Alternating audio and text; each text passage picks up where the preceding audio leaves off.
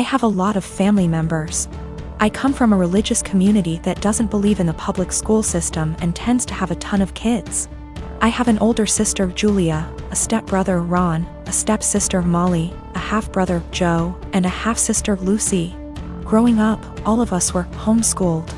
This involved a lot of neglect, lack of textbooks or seasonally appropriate clothes / shoes, unheated house, and sometimes physical abuse. I lived mostly with my mom, but spent weekends with my step-family. Both houses were dysfunctional. My stepmom used to have a severe problem with alcoholism, although she's been better in the last few years. Ron is my best friend and I would be lost without him. We've supported each other through years of hard times. And we discuss a lot how our lives could have been different if we'd been sent to school or generally had a more healthy home life. Obviously, we don't want the same thing for our younger siblings. And don't want to see them struggling in minimum wage jobs while trying to study for a GED the way we're doing. When I went to visit him recently, I found that my stepmom had gone out of the country for an entire week and left the youngest two at the house. Ron and Molly both work. Molly hasn't been doing any homeschooling for about 2 years, and are out of the house for most of the day and night. I tried to help Lucy with her math homework, but she was extremely behind grade level and kept getting distracted because she had to make lunch or do chores. Joe spends all day in his room playing video games and gets no guidance from anyone.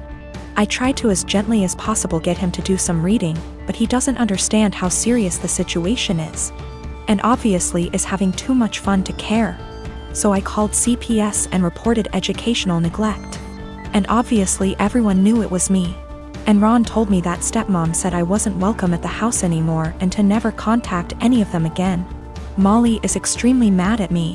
She blocked me on Facebook and doesn't have a cell phone where I can reach her. Julia, who somehow heard about all this despite living across the country, also blocked me on Facebook and reported my Facebook as impersonating a celebrity. Facebook deleted it, generally making everything harder. This stings even more because I'm already estranged from my biomom over my religious beliefs. I now have no family members left, besides Ron, thank bejeebus, who want anything to do with me. I feel like I make enemies everywhere I go. Ron has been saying for years that he can't call CPS, and I guess this is why, but at least he doesn't blame me. He suggested that I try to talk to stepmom once some time has passed, but I would have no idea where to begin. I am 25 years old, my brother is 22. He lives with me since he moved out of our parents' house. Reasons are irrelevant.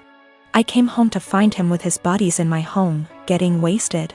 I was pissed because he never asked if he could have people over. I'm an adult OP, I can do what I want. Apparently he and his friends were throwing a bullet-dodged party. He had been seeing this girl for a bit. She texted him letting him know that she was pregnant, but planning to abort the baby. She asked if he could financially help her pay for the operation.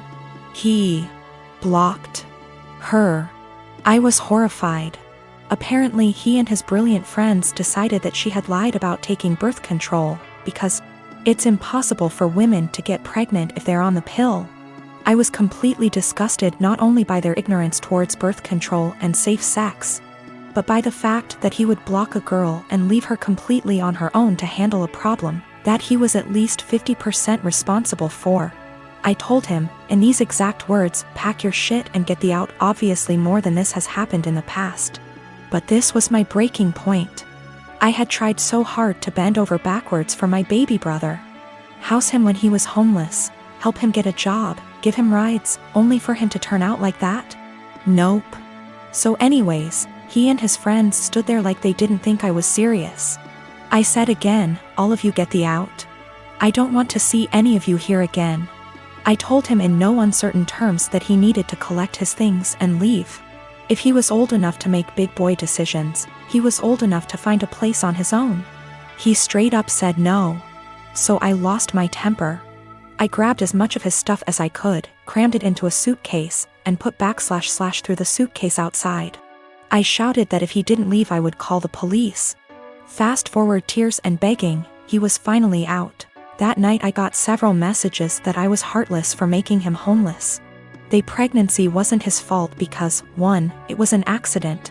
2. They weren't a serious couple, so he has no reason to help her. 3. She should have been more careful. I called bull and said I would never allow someone with that sick mindset live under my roof. I said that he is not my brother and I don't want anything to do with him. My parents, my aunts, and some cousins are with me, but that leaves about 3/4 of the family against me. They think that I should support him because he is my brother. I should have given him time. He's not on the lease BTW. And he was supposed to pay rent but often didn't, and the punishment just didn't fit the crime. I am currently trying to track the girl down.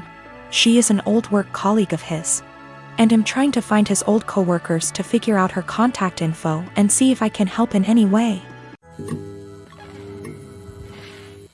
My girlfriend and I have been dating the past 5 years, since college. After graduation, we were semi-long distance, living close enough that we alternately visited almost every weekend. In 2018, and got a job in my city, and we found a place and moved in together. Now's a good time to mention the security cameras in our house. Break-ins are unfortunately common where we live. We thus got some motion-activated cameras, one of which has a view of our kitchen, to monitor the back door. The cameras only record when there's motion so they can retain footage for a very long time. And of course knows this. About a year ago, and started complaining I wasn't contributing equally to chores. I've been obsessive about chores my whole life. Growing up, not doing the dishes meant no video games for a week. When I lived with roommates, I was always the chore Nazi, making damn sure we all stuck to our chore wheel. And is just as fastidious about chores, so we just naturally alternated who did what. I'd just been brushing her remarks off, but over the last few months they've become much more aggressive. E.g. I was vacuuming and said, "Look at you finally cleaning up around here." I replied that we alternated vacuuming, to which she retorted, "No, you've vacuumed maybe twice since I moved in." Exchanges like this have been happening so frequently that I began to doubt my own recollection. Am I not as clean as I thought? Finally, she exploded at me last week. She said that having to stay home constantly over the past weeks exposed how little I do around the house, and that she didn't move in just to be my maid.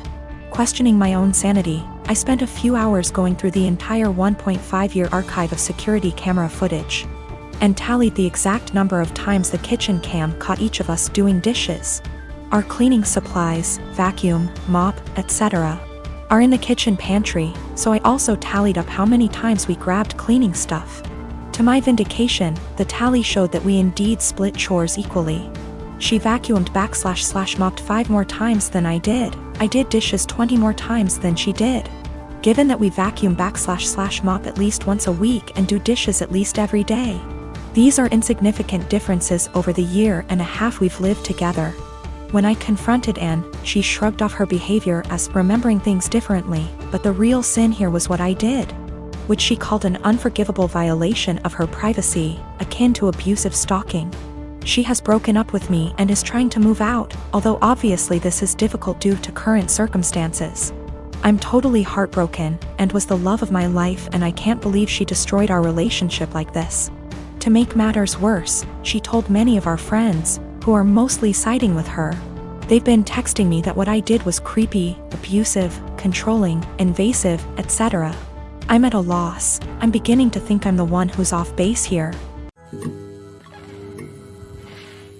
My partner and I want to be married, but we don't care much for the idea of having a wedding. We wanted to elope, but my mom has been telling me since I was 16, and had never even had a boyfriend, that she wanted to see me get married and she would basically never forgive me if I eloped. I do like the idea of my family being there to celebrate with us, but I hate the idea of spending money we don't have on this huge party just so that our relationship can change in nothing but name and legal benefits. And for various reasons, it doesn't make sense for us to wait until we can afford a wedding to get married. We wanted to keep it small, preferably under $3,000, which is honestly more than I'd like to spend. But we have to be realistic. We had planned on having it in my in-laws' backyard, but even that was more money and effort than I was willing to put forth. I was stressed and feeling like I was out of options, so one day, I vented to my mom. She seemed really excited about the idea of helping me plan a wedding. It was kind of a red flag when she said, "My mom didn't help me plan my wedding. Let me live vicariously through you." But still, I agreed. She seemed really excited to help me find a venue. I was not excited, because I have not been excited about one single step in the wedding process, and I just want it to be over. About a week later, I found out that this really great park in our city that my partner loves does weddings for an extremely small fee. I emailed the event coordinator and found out that the date we want is available. I told my mom, and her reaction was, "So I guess you don't need my help finding a place, then?" And every time I talk about it, she says the same thing. She has always talked about how shitty it is to guilt trip someone, but I feel like that's exactly what she's trying to do.